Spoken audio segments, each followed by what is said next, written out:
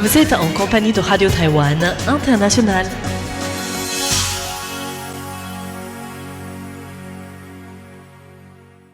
Bonjour à tous et bienvenue à l'écoute de Radio Taïwan International. C'est Mei Guang à l'antenne. Pour notre programme de ce mardi 7 juillet, le journal d'information aujourd'hui présenté par Sasa. Ensuite, je vais vous retrouver dans le décryptage consacré aujourd'hui au tir de missiles balistiques intercontinental par l'armée populaire de libération le 6 juillet. Ensuite, pour la partie de nos émissions thématiques, tout d'abord, revue de presse de la région Asie-Pacifique présentée par Lisa Dufaux. Aujourd'hui, l'Australie, les îles Fidji, les Philippines, l'Inde ou encore le Japon sont au programme. Et pour les auditeurs qui nous suivent en ligne, il y a également l'émission La ville en pratique de Clément Tricot. Et aujourd'hui, c'est une revue de presse sur l'urbanisme à Taïwan. Une excellente écoute à tous en compagnie de RTI. Tout de suite, le journal d'information de ce mardi 7 juillet en compagnie de Sasa. Et voici les principaux titres.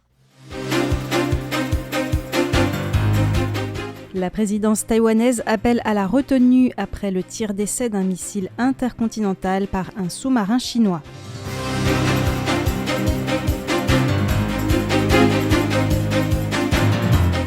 Franck Paris, directeur du bureau français de Taipei sur le départ, fait le bilan de ses 3 ans à Taïwan.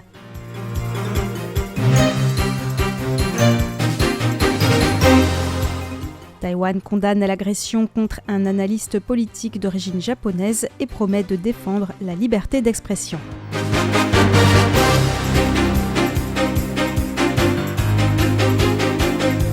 Scandale de l'huile de cuisson contaminée, le ministère de la Santé inflige une amende record.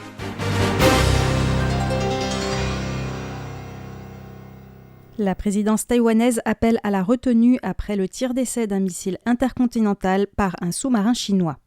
Hier 6 juillet, vers midi heure locale, un sous-marin nucléaire chinois a effectué un essai de tir de missile balistique intercontinental portant une tête inerte vers le Pacifique. Un geste dénoncé notamment par l'Australie, le Japon, la Nouvelle-Zélande et les Philippines, bien que certains pays de la région aient été prévenus en amont. Le jour même, Taïwan a réagi par la voix de la Commission ministérielle des Affaires continentales et aujourd'hui, c'est la porte-parole de la présidence, Karen Kuo, qui s'est exprimée. Elle a déclaré que Pékin exerçait une pression militaire sur la première chaîne d'îles tout en se livrant à des actes de harcèlement ambigus à l'encontre des pays voisins et en pratiquant une application incorrecte du droit et une véritable expansion de sa puissance en mer de Chine orientale, méridionale et dans le détroit de Taïwan. On l'écoute. Avec ce tir d'essai d'un missile balistique intercontinental dans le Pacifique hier, cette situation a semé la panique au niveau international. Par conséquent, nous exhortons la Chine à la retenue et à revenir à un ordre international fondé sur les règles.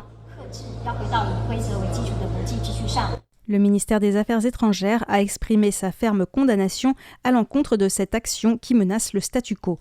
Selon la diplomatie taïwanaise, cet essai de missile stratégique mené par la Chine démontre une fois de plus que le recours à la dissuasion militaire comme outil politique ne contribue pas à la paix et à la stabilité régionale et accroît également les inquiétudes des pays voisins quant aux ambitions expansionnistes chinoises.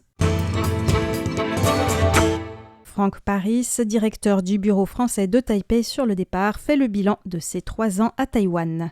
Le 16 juillet prochain, Franck Paris, l'actuel directeur du BFT, en poste depuis août 2023, quittera Taïwan.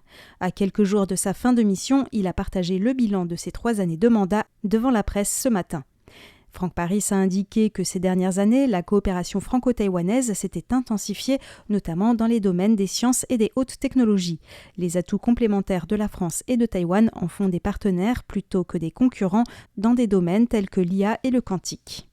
Il est revenu sur plusieurs dialogues bilatéraux déjà bien structurés. Le premier est dans le domaine de la science et de la recherche, où non seulement nous avons eu des rencontres entre les ministres, en France, mais nous avons surtout un cadre de coopération qui a été agréé entre la France et Taïwan dans le domaine de la science et de la technologie, avec des priorités communes qui ont ensuite été déclinées dans un dialogue scientifique et dans des rencontres régulières entre des communautés scientifiques.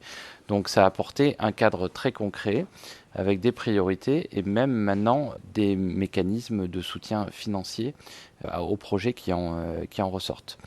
Enfin, ces 3 dernières années, nous avons restructuré le dialogue économique entre la France et Taïwan pour le rendre beaucoup plus opérationnel et là aussi pouvoir dégager des priorités concrètes qui ont fourni un cadre très favorable à des nouveaux investissements taïwanais vers la France, mais aussi français vers Taïwan.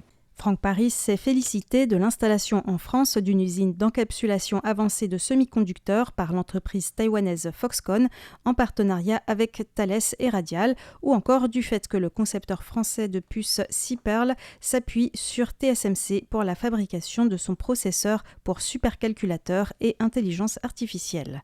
Dans le domaine culturel, Franck Paris s'est dit particulièrement fier du Festival français de Kaohsiung, organisé 3 années consécutives, dont l'édition 2026 a réuni plus de 300 000 visiteurs. Il a indiqué que cette grande ville du sud de Taïwan accueillerait aussi à la rentrée un nouvel établissement scolaire franco-taïwanais. Dans quelques semaines, ce sera le diplomate de carrière Frédéric Laplanche, qui a dirigé le bureau économique et commercial de l'Union européenne à Taipei de 2011 à 2015, qui prendra la succession de Franck Paris. Taïwan condamne l'agression contre un analyste politique et promet de défendre la liberté d'expression. Akio Yaita, PDG du think tank stratégique Indo-Pacifique, a été agressé hier à l'issue d'une conférence organisée dans un hôtel à Taichung. Après avoir identifié le suspect par vidéosurveillance, la police l'a arrêté à l'aéroport dans l'après-midi. Celui-ci, d'origine chinoise et doté d'un passeport hongkongais, serait entré à Taïwan début juillet. Selon la commission ministérielle des affaires continentales, il s'agit du premier cas de répression transnationale à Taïwan depuis l'entrée en vigueur de la loi chinoise sur l'unité nationale et le progrès ethnique le 1er juillet dernier. La vice-présidente de la République, Xiaobi Kim, a fermement condamné cette agression aujourd'hui lors d'une conférence sur le thème des réseaux d'influence de la Chine. Elle a en outre déclaré « Quelles que soient les opinions, nous aspirons à évoluer dans un environnement sûr et respectueux. Et la violence est absolument inacceptable. Cet incident est un avertissement pour Taïwan. Nous devons préserver notre liberté d'expression et chacun doit redoubler d'efforts. » Les procureurs ont interrogé le suspect et il sera jugé selon la loi anti-infiltration. Le président Lai Ching-te reçoit une délégation de la National Endowment for Democracy. La délégation a été saluée par le président Lai Ching-te pour le soutien constant de la National Endowment Democracy à Taïwan. Lai Ching-te a déclaré qu'en cette année marquant concomitamment le 250e anniversaire de la fondation des États-Unis et le 30e anniversaire de la première élection présidentielle directe au suffrage universel à Taïwan, les deux pays continuaient à relever ensemble les défis mondiaux. Face à la menace de la Chine, Lai Ching-te a réitéré que Taïwan continuera à renforcer sa coopération avec ses partenaires afin de défendre l'ordre international et de promouvoir la paix. Il a déclaré Par exemple, l'atelier international du cadre mondial de coopération et de formation GCTF, organisé par Taïwan et d'autres pays le mois dernier, a notamment porté sur la question de la répression transnationale. Nous espérons également échanger avec vous tous lors de cette visite afin de renforcer ensemble la résilience démocratique et relever les défis posés par l'expansion autoritaire. Nous sommes convaincus que cela renforcera les bases sur lesquelles sont bâties notre coopération.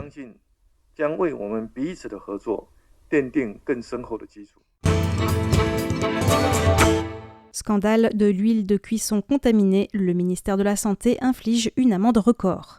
L'administration taïwanaise des aliments et médicaments, TFDA, du ministère de la Santé, avait été informée début juillet par la société productrice d'huile de cuisson Central Union Oil Corp d'un niveau de benzopyrène dépassant la limite réglementaire dans ses huiles de soja.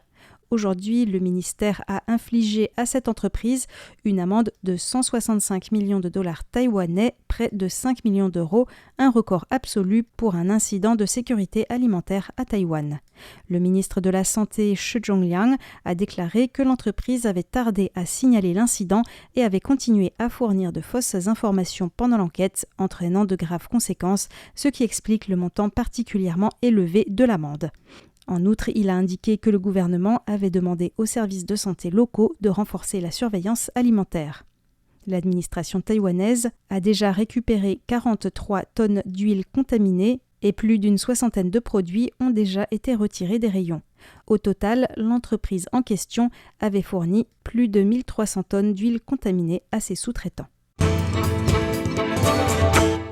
De la cannelle française contaminée aux métaux lourds interceptés à la frontière. L'administration taïwanaise des aliments et médicaments a publié aujourd'hui une liste de produits importés interceptés pour irrégularité lors des derniers contrôles à la frontière. Parmi ces produits figuraient notamment de la cannelle en poudre de la marque Albert Ménès, importée de France par Green Life Enterprise, comprenant une quantité excessive de métaux lourds, en l'occurrence de plomb et de cadmium. Le lot entier de 150 boîtes, soit plus de 8 kilos, doit être renvoyé ou détruit conformément à la réglementation taïwanaise.